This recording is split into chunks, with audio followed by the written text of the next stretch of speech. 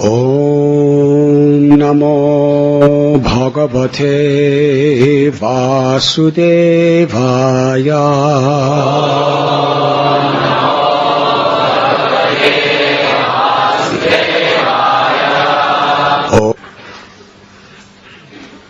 Kvaham Raja Prabhava Ishatamodikesmin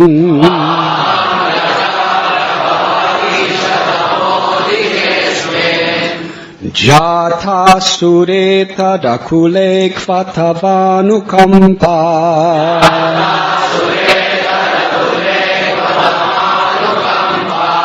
Na brahmano natu bhavasya navairamaya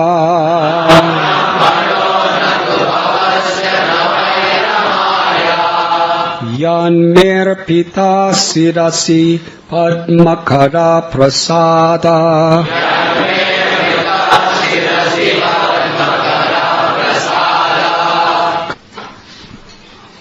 O my Lord, O Supreme, because I was born in a family full of the hellish material qualities of passion and ignorance, what is my position?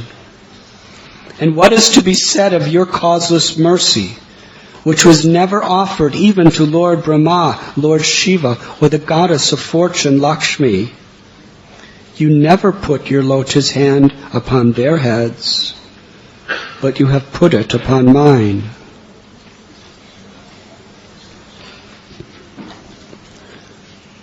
Purport by His Divine Grace, A.C. Bhaktivedanta Swami Prabhupada.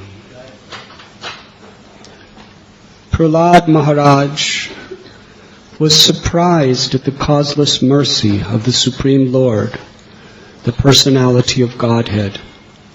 For although Prahlad was born in a demoniac family, and although the Lord had never before placed His lotus hand on the head of Brahma, Shiva, or the goddess of fortune, his constant companion, Lord Narasimhadev, kindly placed his hand on the head of Prahlad.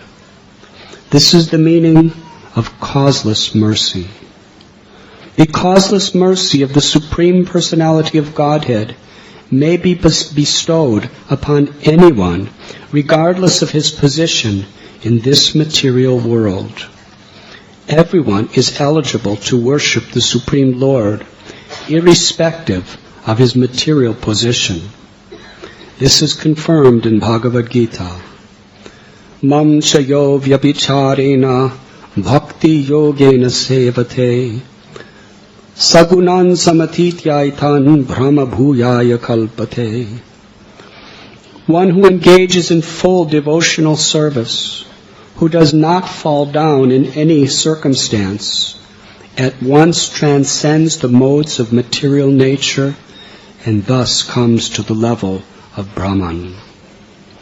Anyone who engages in continuous devotional service to the Lord is situated in the spiritual world and has nothing to do with the material qualities, Sattvaguna, Rajoguna, and Tamoguna. Because Prahlad Maharaj was situated on the spiritual platform, he had nothing to do with his body, which had been born of the modes of passion and ignorance. The symptoms of passion and ignorance are described in Srimad Bhagavatam as lust and hankering, tada rajas tamo bhava kama lobhadayaschaye. Prahlad Maharaj, being a great devotee, thought the body born of his father to be born of passion and ignorance. But because Prahlad was fully engaged in the service of the Lord, his body did not belong to the material world.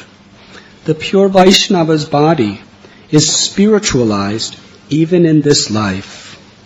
For example, when iron is put into a fire, it becomes red and hot, and is no longer iron, but fire. Similarly, the so-called material bodies of devotees who fully engage in the devotional service of the Lord, being constantly in the fire of spiritual life, have nothing to do with matter, but are spiritualized. Srila Madhvacharya remarks that the goddess of fortune, the mother of the universe, could not get mercy similar to that which was offered to Prahlad Maharaj. For although the goddess of fortune is always a constant companion of the Supreme Lord, the Lord is more inclined to his devotees. In other words, devotional service is so great that when it is offered, even by those born in low families, the Lord accepts it as being more valuable than the service offered by the goddess of fortune. Lord Brahma, King Indra, and the other demigods living in the upper planetary systems are situated in a different spirit of consciousness, and therefore they are sometimes troubled by demons. But a devotee, even if situated in the lower planets, enjoys life in Krishna consciousness under any circumstances. Parata swata karmata. As he acts himself, as he is instructed by others, or as he performs his material activities, he enjoys life in every respect. In this regard, Madhvacharya quotes the following verses, which are mentioned in the Brahma Taraka.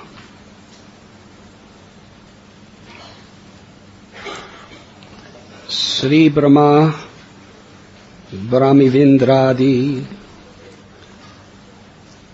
Tri Kathat Stri Purustuta Tadanyecha Kramadeva Sada Mukta Smritav Api Haribhakto Chatajkyane Suke Cha Niyamena Tu Paratas Swata Karmatova Na Katanchit Taranyata.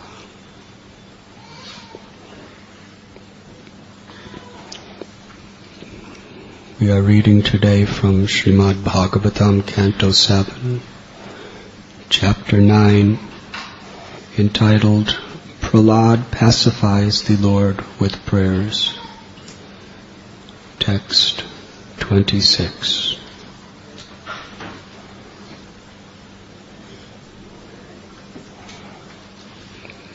Herein Prahlad is struck with wonder of how merciful is the Supreme Lord. He is in a state of transcendental ecstasy, feeling himself so unqualified for what he is receiving. In this verse, it is revealed through Prahlad Maharaj the process of how to be happy and how to access mercy.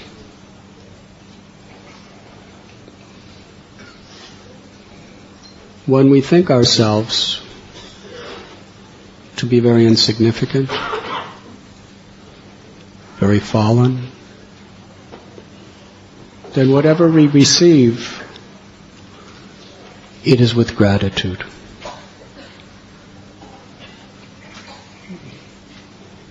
Unless we are grateful, really grateful, we cannot really appreciate Krishna's love in whatever form it may take.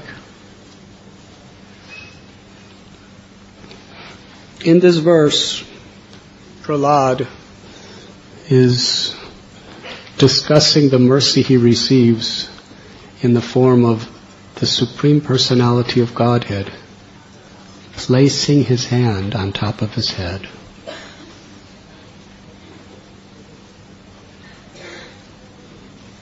Prahlad is utterly struck with wonder. Why me? Of all people, why me? The great Brahma, the great Shiva, the goddess Lakshmi. You never even put your hand on their heads. I have no qualification. It is only by your grace. There is no other reason to explain.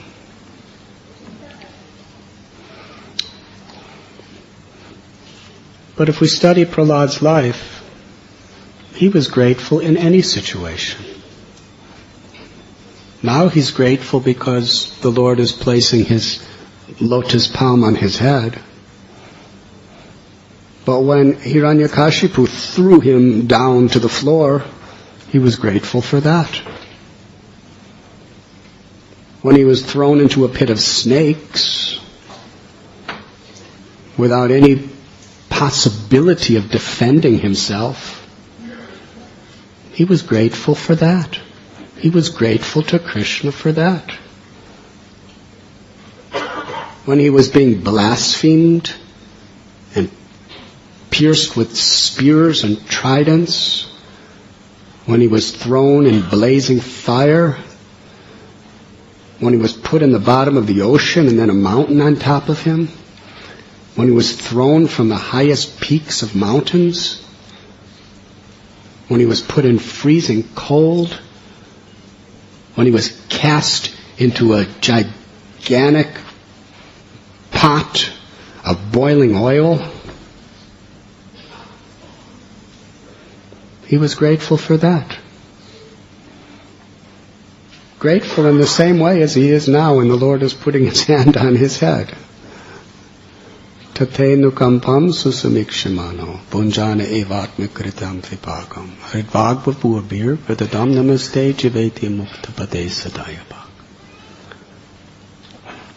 A grateful heart is not one that is very selective and choosy about what to be grateful for. That is not really gratitude. On the path of bhakti, a grateful heart accepts whatever may come with folded palms, with humility. I deserve worse. Even if it's absolutely unbearable. Only in that state can we really turn to Krishna.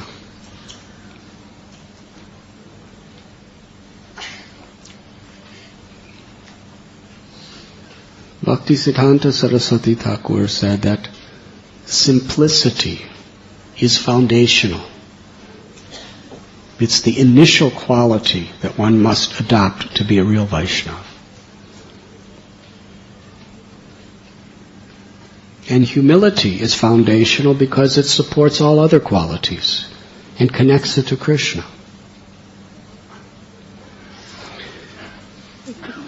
What Prahlad Maharaj went through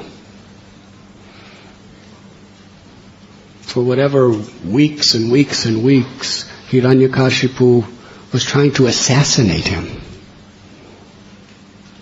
And Prahlad had no one to help him. He couldn't call the police for child abuse because his father was the police. It was a very difficult situation. It was horrific. 5 years old.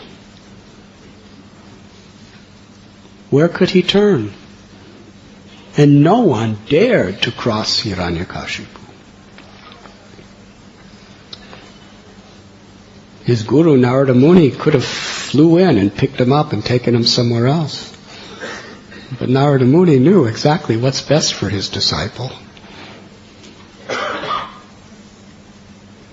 And Narada Muni remained within his heart in the form of his teachings. And that's all Prahlad had, is remembering the teachings of his Gurudev. There was nothing else. The most powerful man in the universe, all of his army and militaries, they were all against him. All he had was the words of his Gurudev. That we should always humbly take shelter of the Supreme Lord in every situation. And we can grow in fame or infamy. Fame or infamy. Pleasure or pain. Happiness or distress. Health or disease. Life or death. Victory or defeat. Success or failure. None of these dualities are really very important. They come and go like the seasons. The only thing that is important is our consciousness. Are we turning to Krishna? How to turn to Krishna? What is actually required? Prahlad Maharaj is revealing it by his own character in this verse. There's so much he can talk about. He could say, I am directly the disciple of Narada Muni. Sometimes we say, I'm directly Srila Prabhupada's disciple. We're very proud of that. We shouldn't be proud of ourselves. We should just... Prahlad Maharaj in other prayers, he's explaining how he's so fallen and so unqualified. It's by the causeless mercy of his Gurudev, Narada Muni, that he has any qualification whatsoever. He's not saying, I am the disciple of Narada Muni. He's saying, Narada Muni is so merciful. He's willing to accept someone even like me, the least of the least, the worst of the worst.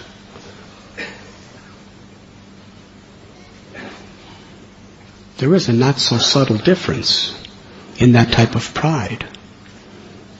One is self-pride, and one is pride in the person who is bestowing mercy upon us. When we are proud of the person bestowing mercy upon us, abhaya charanara, we become fearless. But when we're proud of ourselves, we become filled with fear. Because what we're proud of is so fallible. And it isn't ours. Mercy is descending. If you think you deserve it, you can't call it causeless. Prahlad Maharaj really means this is causeless.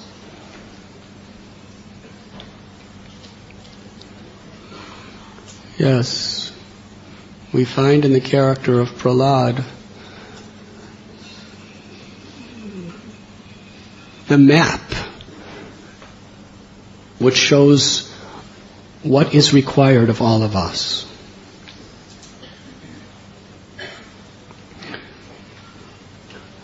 When Prahlad Maharaj was put in so many difficult situations,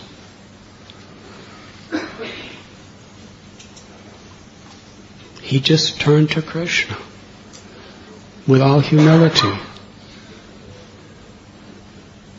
You know the story when Draupadi, she tried everything to protect herself.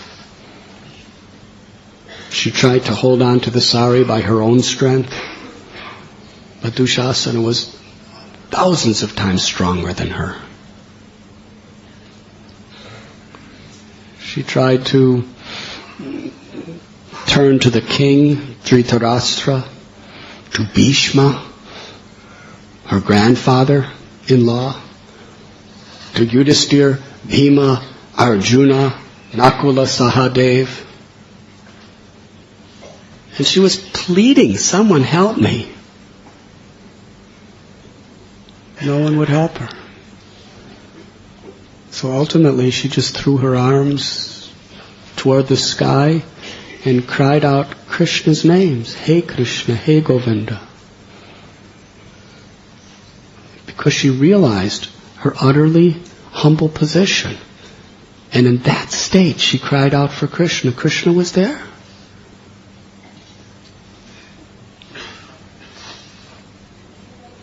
Kunti Devi, she knows the whole story. Janmaishwaraya Shruti Shubir Edamanamadapuma Naivarhatyavadatum Vaitvam Akinchana Gocharam. When she speaks this verse, there's a tremendous background to her realization, what she saw. She was suffering along with Draupadi in that situation. And what a predicament she was in. Her children, they were being poisoned, they were being hunted to be killed, they were being exiled. And what could she do about it? Therefore, she offers this verse to Krishna because she understands. She's seen it. It's not just some philosophical thesis. The acharyas worship the prayers of Kunti because they are filled with deep, profound realization, direct experience. She's praying to Krishna. If anyone is proud due to their wealth, their high birth, their beauty, their strength, their education, if anyone is proud of any of these things, whether you are a graduate of a high university, or whether you really never went to school, but you've just studied the scriptures and you can speak so nicely.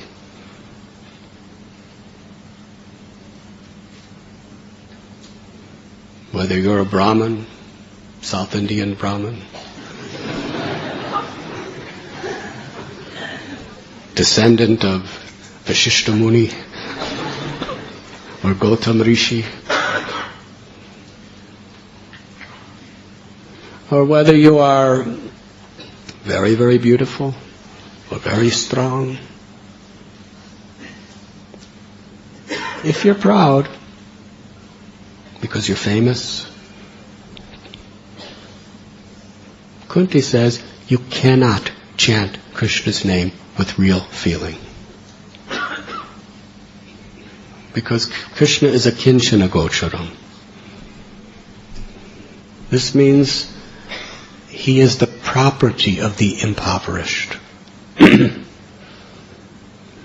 impoverished doesn't mean you don't have anything. It means you don't claim anything. Rupa and Sanatana Goswami, they were not impoverished. They were multimillionaires. And they happened to be the most learned people on the face of the earth. And they were also Saraswat Brahmins, very high birth.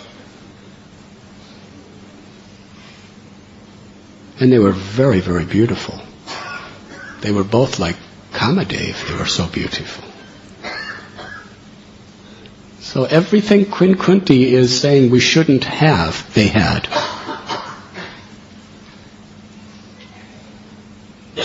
But they never claimed it to be their own. They always saw that whatever I have is only by the causeless mercy of Krishna. And therefore they were totally humble. When Sanatana Goswami approached Chaitanya Mahaprabhu with straw in his teeth, along with Rupa Goswami, we are the most fallen, more fallen than Jagai and Madhai. Now, we have heard the story of Jagai and Madhai. We have heard how Yamaraj, his accountants could not even keep track of the sins of these two brothers. And Nityananda Prabhu, Balaram, and Haridas Thakur, Lord Brahma, they singled them out of everyone in the whole universe as the most fallen, sinful people. They targeted them. Let's somehow or other get causeless mercy for them. So sinful. They raped, they killed, they murdered, they burned houses. They were always drunk, not just on social occasions, taking a drink. Day and night, they were intoxicated. And they wouldn't eat anything but meat and blood. Most likely, sabjis were just below their dignity. There's no blood in sabjis. How could you enjoy it? They were really sinful. They were really cruel. And yet, Rupa and Sanatan, the most high-class, wonderful people in the world, actually believe that they're more fallen than Jagai and Madhai. How is that possible?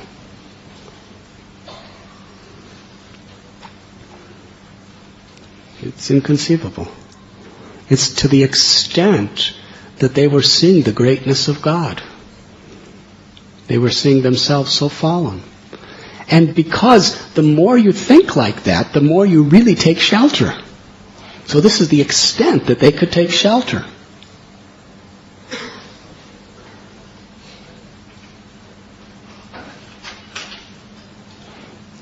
Prahlad could say that, yes, I'm the disciple of Narada Muni.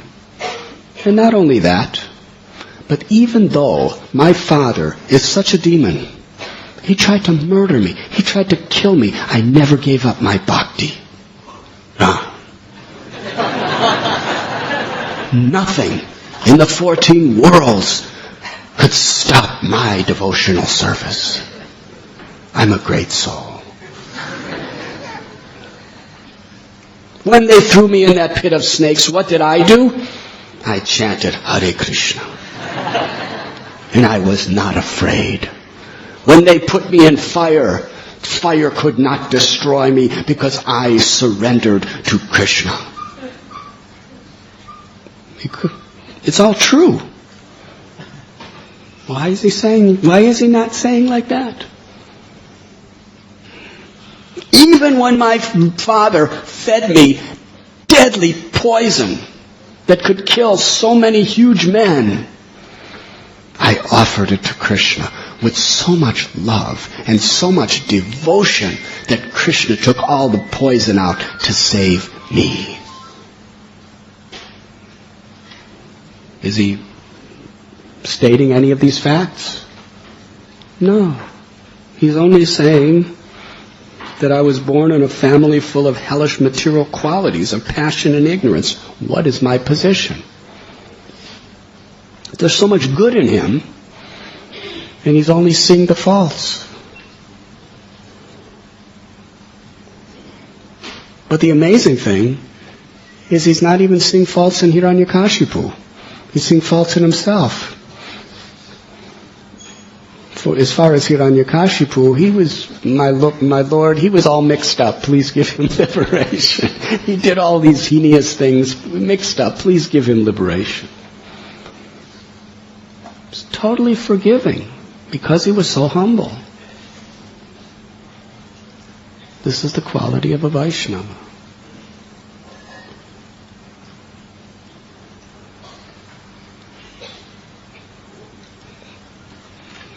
Prahlad was really grateful.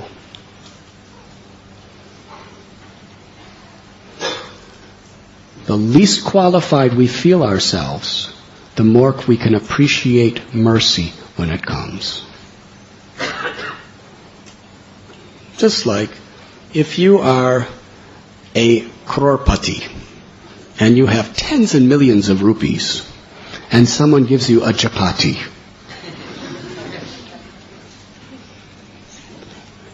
without any ghee on it. Just a dry, coarse chapati. Do you have tears in your eyes of gratitude? say, I have so many cooks that make chapatis better than this. But if you're a starving man on the street, and everyone has forsaken you, and you have nothing and no one, and someone gives you a chapati, are you grateful? Not only are you grateful, you just give your heart to that person. You understand that this is causeless mercy.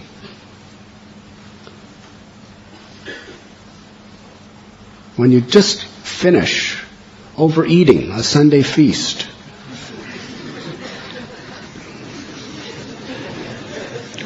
and someone gives you a plate with a mountain of hot halava, are you grateful? You look at it, you smell it, you go,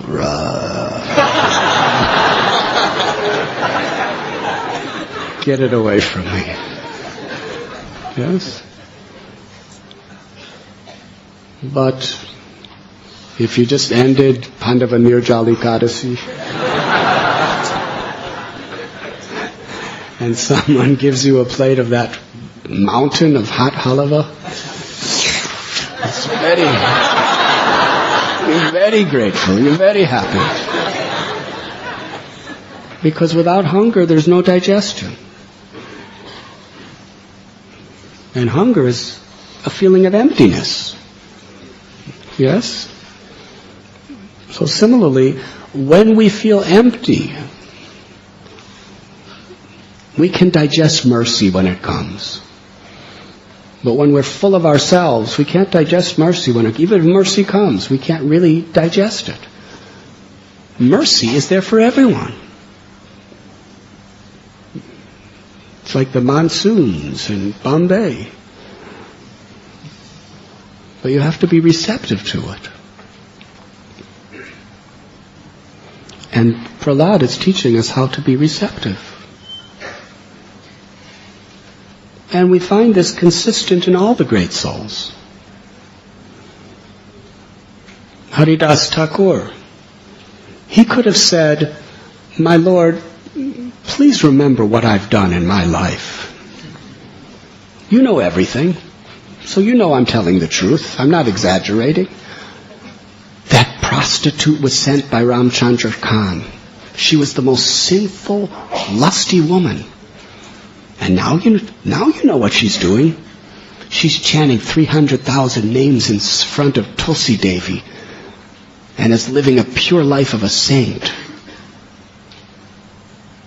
And I don't want to brag or anything, but it was due to my association. I'm not boasting, I'm just being honest. The facts stand for themselves. And then, that was just the beginning. You remember when I was living in Shantipur in that cave on the bank of the Ganges, Maya Devi came to try to test my devotional service. For 3 nights, she put the whole spell of her illusory energy over me. And what was the result? Not only did I not fall down, but she surrendered to me, and I initiated her in the holy name of Krishna. You remember that, Lord Chaitanya?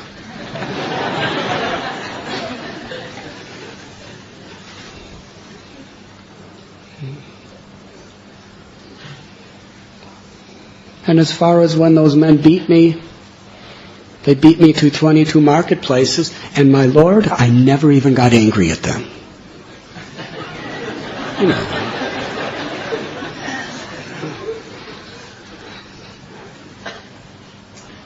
Maybe I should write an autobiography.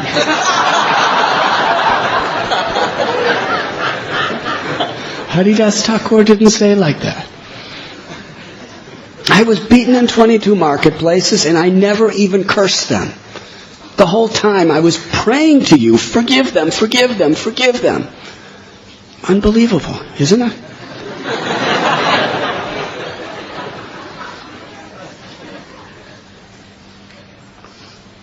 And then after they beat me, I just I used my mystic powers to enter into Mahasamadhi, and I died.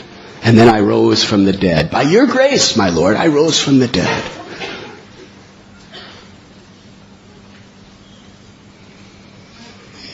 These are all facts.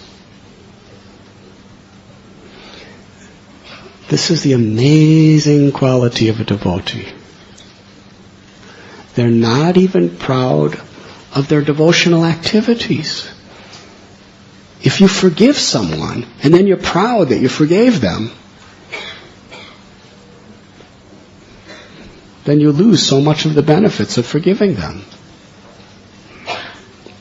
Prahlad and Haridas, when they're forgiving people who are really, really evil to them, they're not thinking, this is my greatness.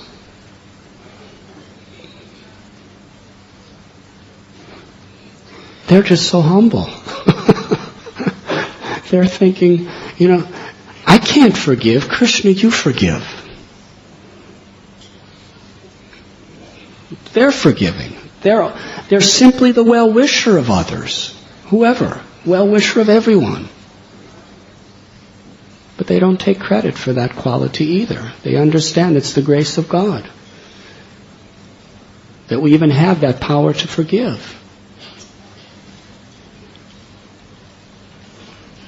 No, Haridas Thakur was not saying like this, although they were all facts. He was praying to the Lord that my body is abominable. I was born in the lowest family, and my activities are the lowest of humankind. In fact, I am the lowest, most condemned amongst all men. And he means it.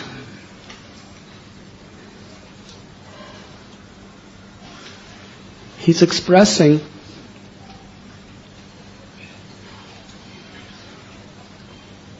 that it is only by your causeless mercy that I have been saved from all of my bad qualities, from all of this illusion.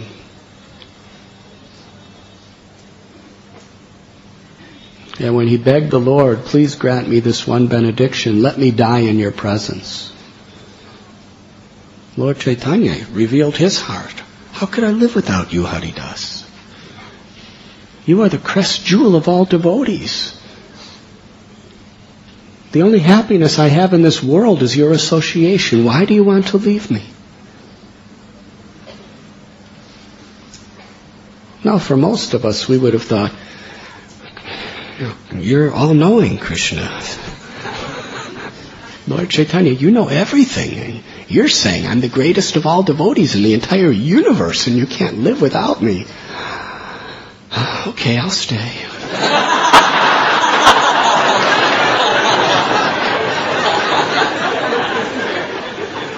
Can't defeat an argument like that. It's the absolute truth. The absolute truth is I'm the greatest devotee in all the universe. He didn't say that. He said, my Lord, why are you creating an illusion by saying these things? There are thousands and thousands and thousands of devotees who are fit to sit on my head. They are all your confidential servants. They are all significantly helping you in your mission. But I haven't done anything.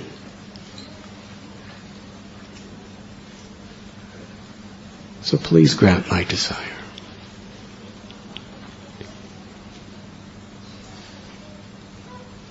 Today is the disappearance day of Raghunath Bhatta Goswami, Raghunath Das Goswami, and Krishna Das Kaviraj Goswami. In regard to Prahlad Maharaj's prayer, we'll speak for just a few minutes about that similar quality.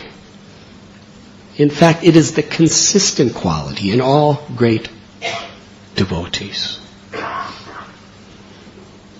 In regard to Srila Krishna Das Kaviraj Goswami.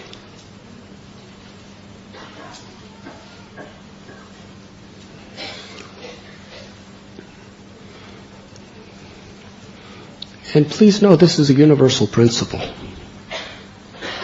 Wherever there is love of God, there is this type of humility. Krishnadas Kaviraj Goswami, he's explaining how he's able to write Sri Chaitanya Charitamrita. He tells how in the holiest of all holy places of Vrindavan, there is a place of pilgrimage where on a throne ornamented with precious jewels stands the Supreme Personality of Godhead, more beautiful than millions of cupids, in the form of Govinda Dev. And Govinda Dev is worshipped with flowers of all varieties and different types of bhoga and decorations and so much love and devotion. We get a hint from Krishnadas Kaviraj Goswami of what Vrindavan was like 4 centuries ago. He says that there is constantly thousands of servants going in and out doing seva for Govindaji. It wasn't like the temple commander, where are we going to get a pujari? There were thousands and thousands and thousands of people every day just doing personal services for the deity. That was what Vrindavan was like at that time. And every one of those servants had pure hearts, had pure love, had no motivation except to please the Lord and the devotees. And he glorifies many of them. They're associates of Rupa Goswami, associates of Sanatan Goswami, associates of Gadadhar Pandit.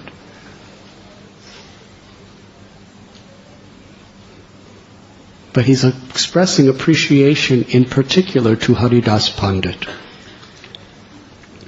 He said Haridas Pandit was a pujari.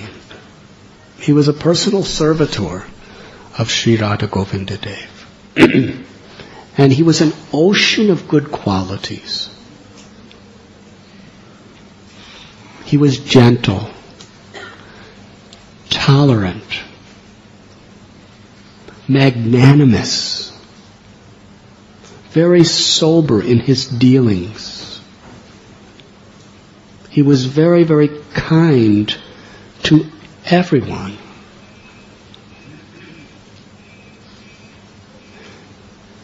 There was not a trace of envy or jealousy in his heart. He was literally everyone's well-wisher. And it describes how he was a disciple of Anantacharya, who happened to be a direct disciple of Gadadhar Pandit, who is the pleasure potency of the Supreme Personality of Godhead, Srimati Radharani, incarnated within the Panchatattva. Haridas Pandit was a dosadarshi. He always saw the good qualities in others and never concerned himself with the faults. In this regard, Srila Prabhupada explains that practically everyone within this material world has both their good qualities and their faults. Anyone could find fault in anyone. It's not difficult.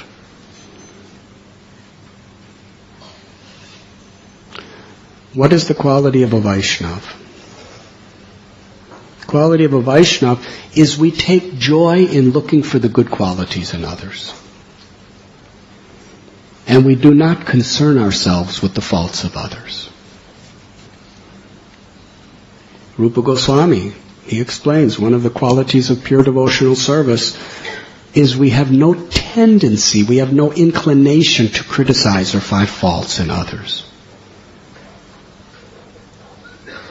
if we have to do it for the purpose of, protecting the innocent, it's done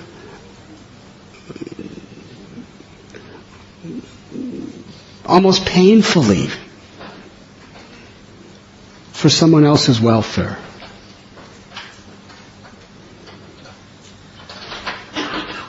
A fly enjoys the infection on your body. Yes, if you have a very nice, healthy body, but you have one sore where there's some oozing pus coming out, suddenly you'll see a whole pilgrimage of flies attacking it to drink and suck and enjoy. Hare Krishna. Whenever we are inclined to criticize others, we should understand, I am that fly, drinking that infectious pus. Hare Krishna. According to Scripture, that's what our mentality is. Haridas Pandit had no inclination toward that. And because he was in this spirit, he was constantly organizing for devotees to read the Chaitanya Bhagavat. In those days it was called Chaitanya Mangal by Sri Vrindavan Das Thakur. He was always listening to it, always speaking the glories of Sri Chaitanya Mahaprabhu. And because he was experiencing that higher taste, then who wants to hear the prajalpa of this world? Param dristvani vartate. We have to fill our consciousness with Hari Katha. And somehow or other restrain ourselves from Gramya Katha. Chaitanya Mahaprabhu told Raghunath Das Goswami, Gramya Katha na shunibe. First quality of a person who's supposed to be renounced. More important than giving up all your possessions is not speaking mundane gossip and not listening. That's the first qualification that Lord Chaitanya gives us.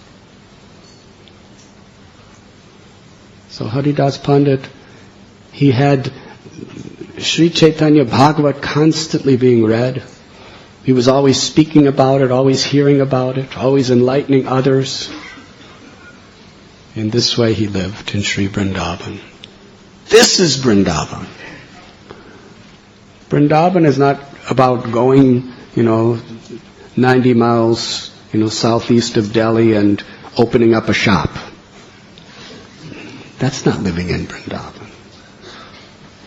Or buying an apartment and then, talking about all the scandals going on at Krishna Balaram Temple. That's not living in Vrindavan. Living in Vrindavan is about absorbing yourself constantly in hearing and chanting the glories of the Lord and honoring and serving the devotees. That is Vrindavan. And factually, anywhere in the world you are, if you are in that consciousness, you are living in Vrindavan. That is Prabhupada's blessing to the whole world. It was Haridas Pandit who instructed Krishnadas Kaviraj Goswami to compile the later pastimes of Sri Chaitanya Mahaprabhu. Because Chaitanya Bhagavat mainly focuses on the Navadvip Leela of the Lord. The pastimes of after he took sannyas are quite briefly explained in Chaitanya Bhagavat. So you should be the one who writes this. Why? You have heard at Radha Kund from Radhanath Das Goswami directly. You should be writing this. And all the other devotees were blessing him. Radhanath Das Goswami was blessing him. I'm speaking, you write it. Rupa Goswami had blessed him. Bhugarva Goswami, Lokanath Goswami, Gopal Bhatta Goswami, they were Kashishwar Pandit, all these great Mahants of Braj Bhumi, they were all blessing him. Write Chaitanya Charitamrita. And Krishnadas Kaviraj Goswami felt himself totally unqualified. Radhanath Das Goswami wrote books. How can I write? I just heard from him. Bhugarva Goswami, such a scholar. Lokanath Goswami, such a Vaishnava, a direct associate of Sri Chaitanya Mahaprabhu.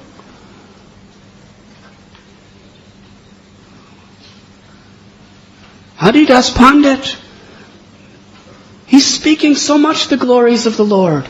How could I be the one to read it? I mean to write it. This is going to be the biography of Sri Chaitanya Mahaprabhu's later pastime for all time. Perhaps he was thinking like this. He felt no qualification. But that was his qualification. That's why all of these great saints chose him. If he was going to do it, it was only because he was doing it on the order of the Vaishnavas. With the order of the Vaishnavas comes the grace and the power of the Vaishnavas. That's my only qualification.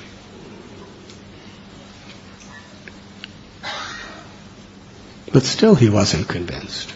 After getting the instruction and the blessings of all the devotees of Vrindavan, of the Gaudiya community, he went with them to the Madan Mohan temple.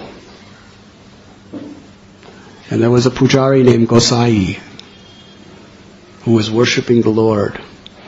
And while he was doing his puja, Krishnadas Kaviraj Goswami with folded palms prayed, "Do I have your permission to do this?" And just as he prayed, a garland slipped off from the body of Govinda Dev. Right at that moment when he offered the prayer. And Gosai, the pujari, lifted that garland and immediately placed it around the neck of Krishnadas Kaviraj Goswami. And everyone there cheered, Haribo! Confirmation. And Krishnadas Kaviraj Goswami, with all the blessings and all the encouragement of all the devotees, on that very day he began to write Sri Chaitanya Charitamrita.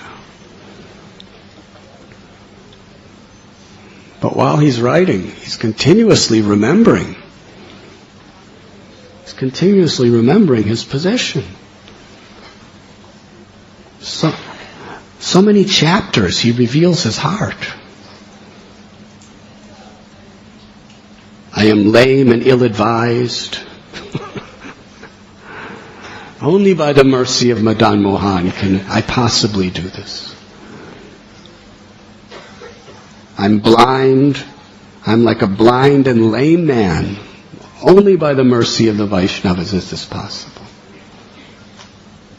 In another place he says, I am like a lame man trying to cross mountains by writing this Chaitanya Charitamrita. It is only by the stick of the mercy of the devotees that it is possible. He said, I am suffering from the disease of material desires. And I'm suffering terribly due to the boils of envy. In this condition, I am helplessly falling at the feet of the great physician, Sri Chaitanya Mahaprabhu.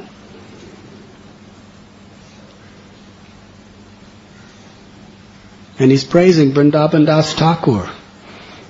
He said, before writing Sri Chaitanya Charitamrita, in my heart of hearts, I surrendered my life and begged for the blessings of Vrindavan Das Thakur.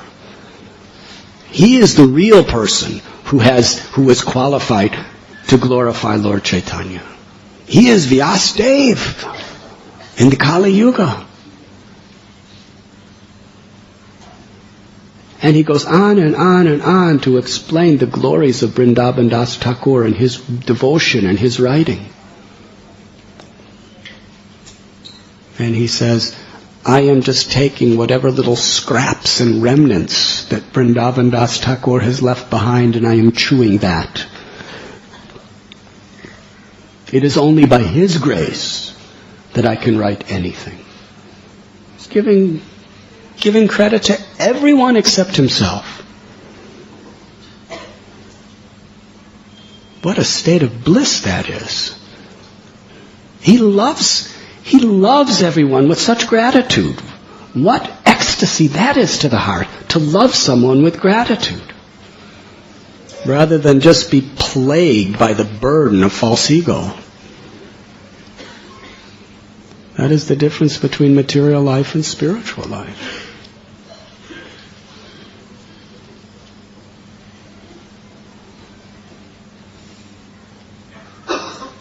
Krishnadas Kaviraj Goswami explains the story of how Miniketan Ramdas was offended by his brother, and he tried to defend his brother. Defend Miniketan Ramdas, and defend Lord Nityananda Prabhu, who was Miniketan Ramdas's master. His brother honored Chaitanya Mahaprabhu, but he considered Nityananda Prabhu to be pretty strange. And because Miniketan Ramdas was a friend of Nityananda Prabhu, he would not respect him. Krishnadas Kaviraj Goswami told his brother, accepting Lord Chaitanya without Lord Nityananda is like accepting half of a hen. Prabhupada explains what that means. That the front half of the hen is eating, but the back half is giving eggs. Yes? So, you make money with eggs, but you lose money by feeding them. So just cut it in half. Throw away the front part, or just keep the back part. What happens? The hen is dead. So similarly, trying to accept Lord Chaitanya without Lord Nityananda, you lose both.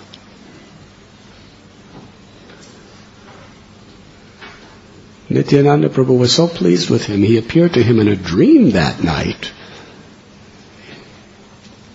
He was in the garb of a cowherd boy with a stick, decorated with flowers of Vrindavan, his eyes rolling in ecstasy, and he pointed in the direction of Vrindavan and said, "Go to Vrindavan, Kaviraj. Go to Vrindavan, and you will attain the fulfillment of all your desires. All things will be attained. Go." Now he was living at home very comfortably. He woke up the next morning, left for Vrindavan. Didn't take anything with him, just left. That was his faith. And he explains it's only by the mercy of Nityananda Prabhu that I'm here. And when I came to Vrindavan, I got the shelter of Rupa Goswami, Raghunath Das Goswami, and all of their associates. Only by their mercy I fall at their feet. And he's so humble. He goes to the extent where he gives all credit to Sri Chaitanya Charitamrita to the readers. He's giving credit to you and me. Who are we? He's saying, all my readers, please forgive me if there's any mistakes or flaws in this writing. I'm only doing it on the order of the great souls. But he's taking the dust of the feet of every Vaishnava, even the lowest neophyte who's just started chanting Hare Krishna. This Paramhamsa is taking the dust of their lotus feet and worshiping them. And then he worships anyone who reads Chaitanya Charitamrita. By your enthusiasm, you are empowering me to write.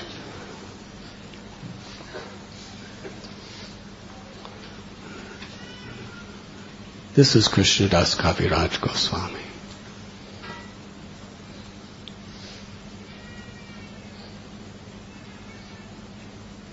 He began the writing when he was in his 90s. Hare Krishna. Can you imagine? Beginning. And every verse is a poem.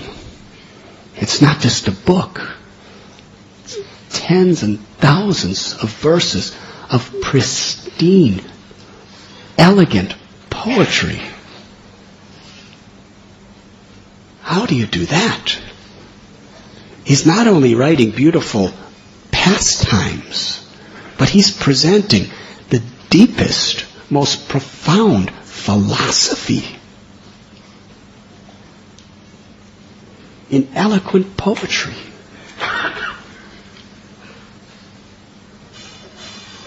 Nityananda Prabhu and the Goswamis, he explains, they're writing this through me.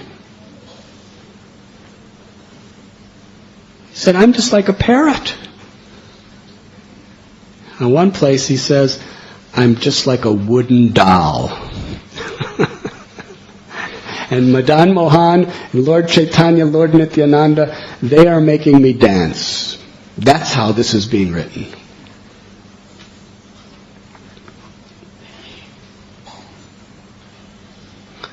We hear these stories. But why are they so important? If we really want to love Krishna, we cannot imitate these great souls, but we have to value the characteristics that they embody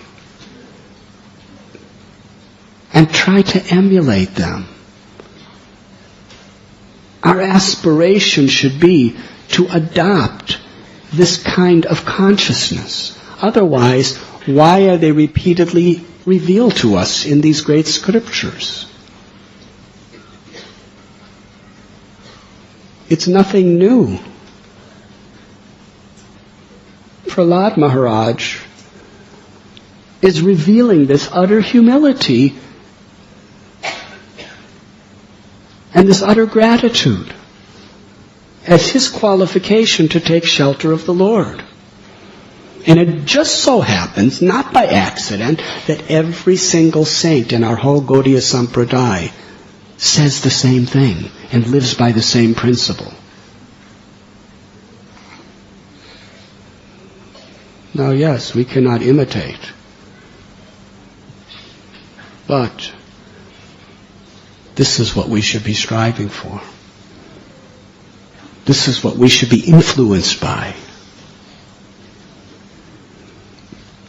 Whoever we are. The Lord's mercy could come upon anyone. Haridas Thakur happened to be a Malecha. Hanuman happened to be a non-human. Prahlad was born in a family of Rakshasas.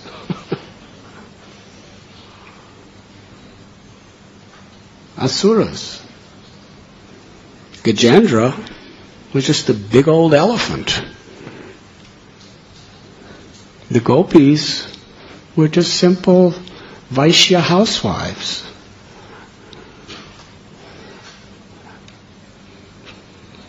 What is this example?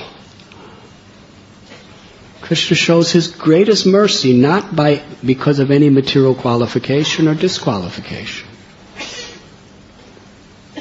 Everything is based upon accessing that mercy by our humility, our sincerity, and our devotion. This is the spirit in which we are taught to chant the holy name.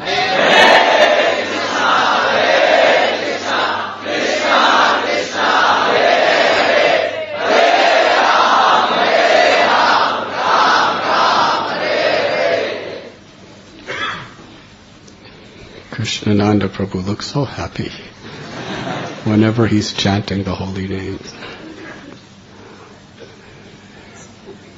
And his happiness multiplies infinitely when he sees others chanting the holy name.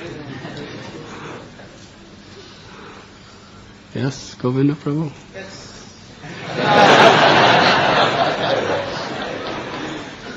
They've lived together for a long time, so he speaks with realization.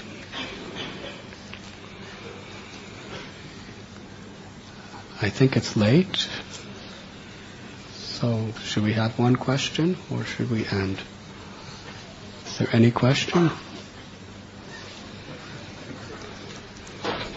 Govinda Prabhu said, yes, we should have questions because he happens to have a question.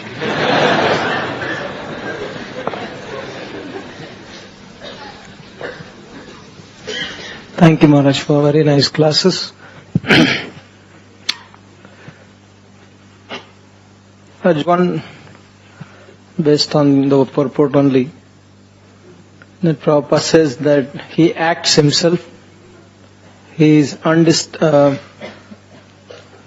by others, he acts as instructed by others, and he performs his material activities, but in all stages he enjoys his life. And you also mentioned how one should be grateful. But we see that as we become older in age, not in spiritual maturity, but when we are practicing our devotional service, when others are disturbed in their spiritual life, it affects our spiritual practices. We are concerned, but we are disturbed. Being concerned is okay, but being disturbed is an obstacle in our spiritual practice. So how we should be concerned but not disturbed in our spiritual practices? Concerned with what? Their difficulties, their problems. Other devotees' difficulties. Yeah, but we are disturbed. Rather than being simply concerned, we are disturbed, and it affects our spiritual practice.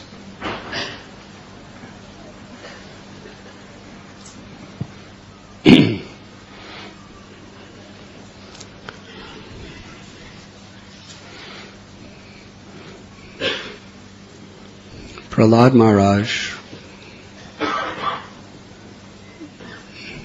asks for a benediction that I don't want to go back to Godhead. As long as there's any fools and rascals in this world who are forgetful of you, let me keep taking birth in this material world to try to help them. That means he's feeling compassion.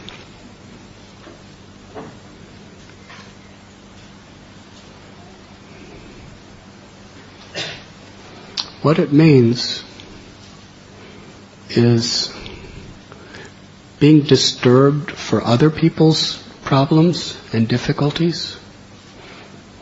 That disturbance gives Krishna enjoyment. The fact that you're paradukkha dukhi, that you're disturbed to see another person suffering, that gives Krishna enjoyment. And ultimately, even in that state of being disturbed, because it's for the welfare of others, it's based on love. And love is the highest enjoyment. It's based on love for the soul. It's hard to understand how the gopis in separation are enjoying. They're not saying we're enjoying like anything because Krishna's in Mathura.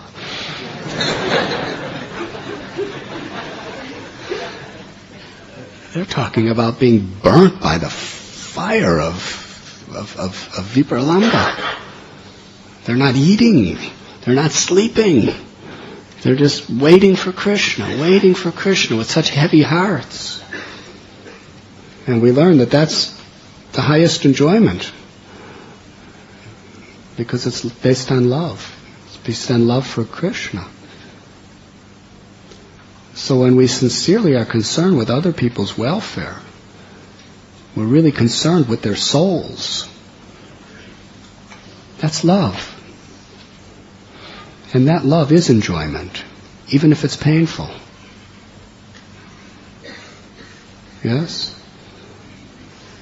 Prabhupada's definition of enjoyment is not like a materialistic definition of enjoyment, where you go to see a Bollywood movie and you enjoy. Yes? Or you eat some nice prasad and you enjoy. We're talking about ananda, ecstasy. To feel for another. Vasudev Datta. He was enjoying. But what was his mood? In fact, Vasudev Datta, after he offered his prayer, what was the first thing Sri Chaitanya Mahaprabhu said? You are Prahlad. He was illustrating, expressing the identical sentiments as Prahlad. Vasudev Datta says, when I see the people in this material universe, all living beings, suffering due to forgetfulness of you, it breaks my heart. It's unbearable. Let me suffer the consequences of all their karma. Put it on my head and let them all go back to home, back to Godhead. Give them liberation.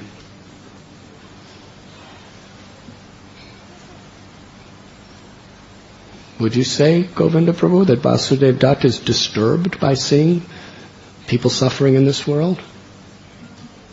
He's saying it breaks his heart, brings him suffering. He'd rather suffer the sins himself than see them suffer. Yeah? That's suffering. But it's based on love. Spiritual love. Not material, emotional, sentimental love. It's based on spiritual love. Therefore, it's actually a higher enjoyment. It's real enjoyment. But it's not disturbing their bhakti. That is all important. When Krishna says, Tam statikshasva bharata, what is that? Matra sparashastu konteya sitosna sukha dukkata. Agama payano nityas tam statikshasva bharata. Happiness, distress, pleasure, pain, they are coming like the winter and summer seasons. We should rise above them. Learn to tolerate them without being disturbed. That means our service should not be disturbed. Our faith should not be disturbed. Our sadhana should not be disturbed. When other people are suffering, if our own spiritual practices are disturbed, then what we're doing is we're cheating those people.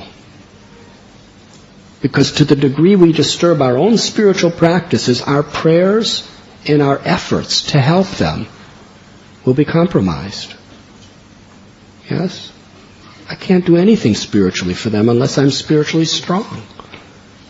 According to our own surrender, Krishna is going to hear our prayers. According to my own surrender and my own sincere practice, Krishna is going to empower me to help them. So if we really feel disturbed about other people's problems, it should impel us to do our chanting and our reading and our regulative principles and our strictness in bhakti. We should be more enthusiastic because I'm disturbed. I want to help.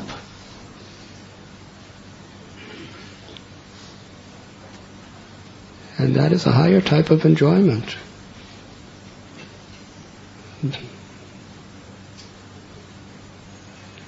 Feeling the sufferings of others is enjoyment to the soul because it's an expression of love. that answer your question? Honestly? Actually? It's amazing. Radhe Shyam Prabhu. Hare Krishna. Maharaj, in one of the first verses spoken by Prahlad, Brahmadaya Sargana Muniyota Siddha, in that Prahlad says, my dear Lord, there are so many learned demigods assembled here, and I am being asked to offer these prayers to you, although I am very, very fallen, he says. And in this verse also we see, he talks about how Brahma or Shiva or Lakshmi, none of them could achieve the mercy. So, while praising a particular principle, sometimes like the demigods or somebody else, they become derided, Like, I also was reading in Dhruva Maharaj. They become what? They become derided. Derided. Oh, okay. Derided. Yes. Also, while I was reading Dhruva Maharaj's one of the prayers, he says, how did I become angry, Maybe some demigods have bewildered me or something, he says. Some demigods have twisted my consciousness because of which I became angry. So often I find demigods, being scolded sometimes, and by the pure devotees, by the pure devotees. So a question came to my mind there when I was reading about Dhruva, why Dhruva Maharaj did not take responsibility for his anger rather than pushing it on the demigods. And similarly here also, Prahlad Maharaj being a pure devotee, on one hand he glorifies the principle of how the Lord loves his pure devotee and he offers his mercy. At the same time, the demigods, I was feeling that the demigods are that position being belittled. Can you kindly explain it, Maharaj?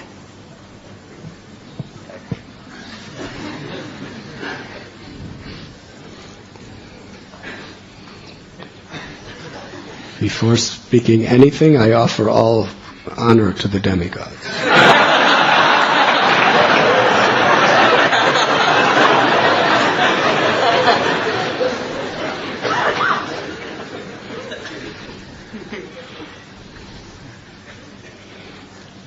You see, the demigods, they have their particular service. And some of them, their service is to bewilder us. Yes? So they're just doing their service. But that bewilderment is helpful to the Lord. Because those who are not sincere, they keep those people in illusion. Yes? But for those who are sincere, the tests that the demigods provide make us stronger and help us take shelter of the Lord.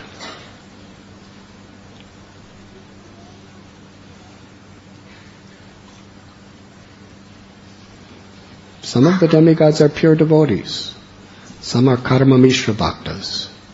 That means they're devotees. They're all devotees. But they have many motives besides serving Krishna. They have their prominent motive may be to serve Krishna, but they have so many other desires. It's not easy to become a demigod. You have to be very serious. You have to have real serious devotion and real serious material desires too. And the combination is demigod material. Yes, so the demigods, some of them get, they teach us good lessons by their examples of what they do wrong. But in the case of Prahlad and Dhruva,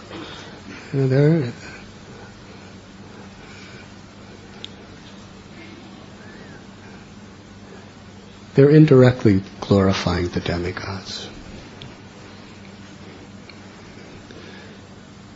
Shiva, Brahma, the goddess of fortune, he's extolling how dear they are. Prahlad is not saying I'm more dear to them than more dear to you than them. They are the most dear. But still, you're giving me a mercy that you don't even give them. He's just using the demigods as an example of how unlimitedly mercy the Lord could be to even an unqualified, insignificant person. Yes? And Dhruva Maharaj, yes, the demigods may, by their different potencies of running this material world, Kamadev is a demigod, is he not? Hare Krishna. Look what he does. He's doing a service. But it's our service to overcome him.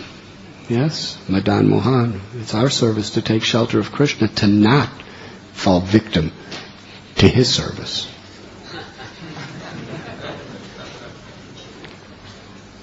So therefore a devotee honors all the demigods, but understands what is their position in this material world.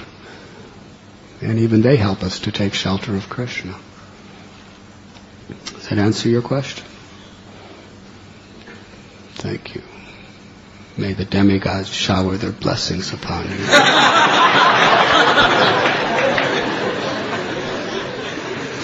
Srila Prabhupada ki jai. Thank you very, very much.